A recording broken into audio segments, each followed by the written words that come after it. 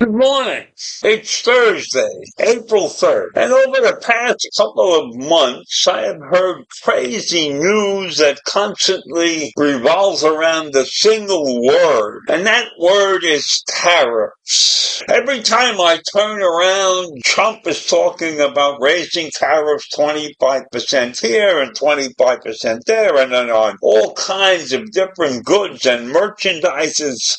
And so I'm thinking to myself, what in the world are tariffs really? So I go out and I look and I'm trying to get a definition so I truly understand the effect of tariff.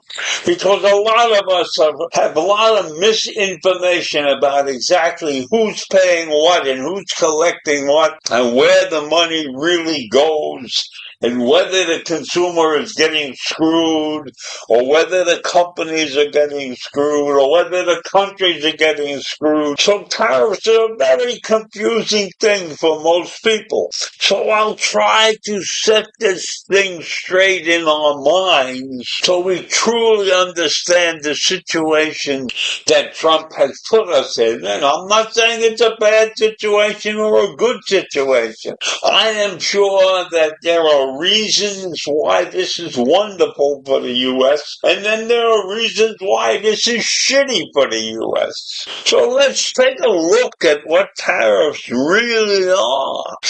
Tariffs, according to what I've been reading, in simple terms, are applied on imports from other countries. And this is how they work.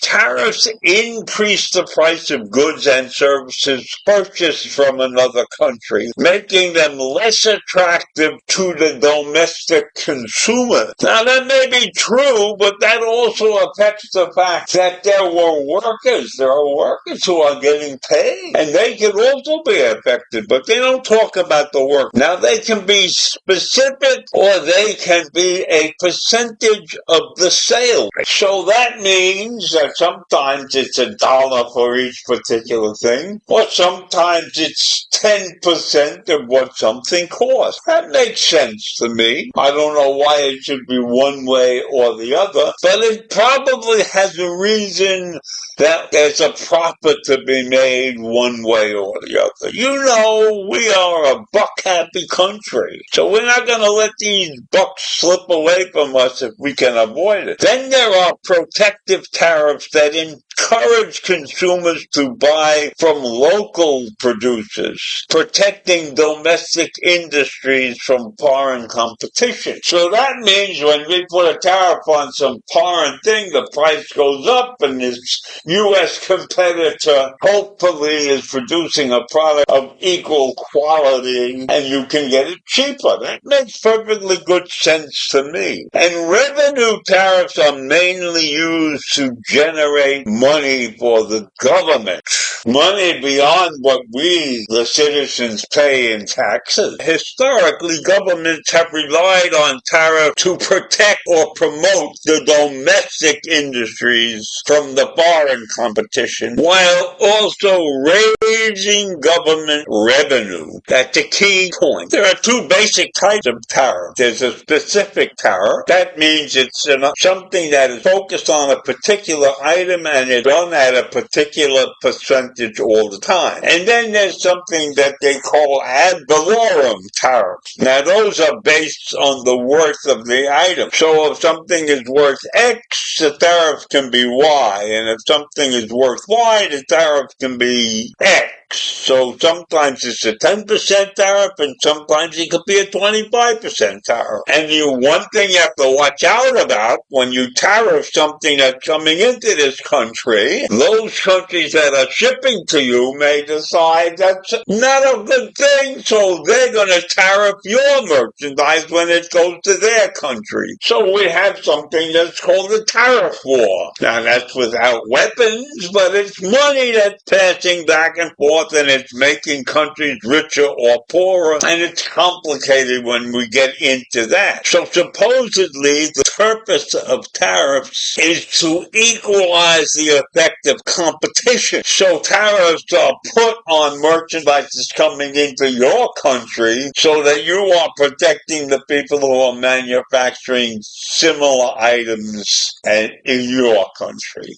And then there are those that want those companies that are producing merchandise outside of the U.S. to move their factories into the U.S. to avoid the tariff. But that's not going to happen that fast because it's a very expensive deal to move a whole factory into the U.S. And then you've got to worry about the cost of workers in the U.S. In many countries, the workers do not make the same kind of salaries that they make in the U.S. So if a company is stupid enough to move a factory to the U.S., they better be sure that the workforce is going to be able to do the job at a price that makes sense. So there's a lot of stuff that goes on that in the background of tariff. It's much more complicated than we think. Increasing prices is a dangerous business.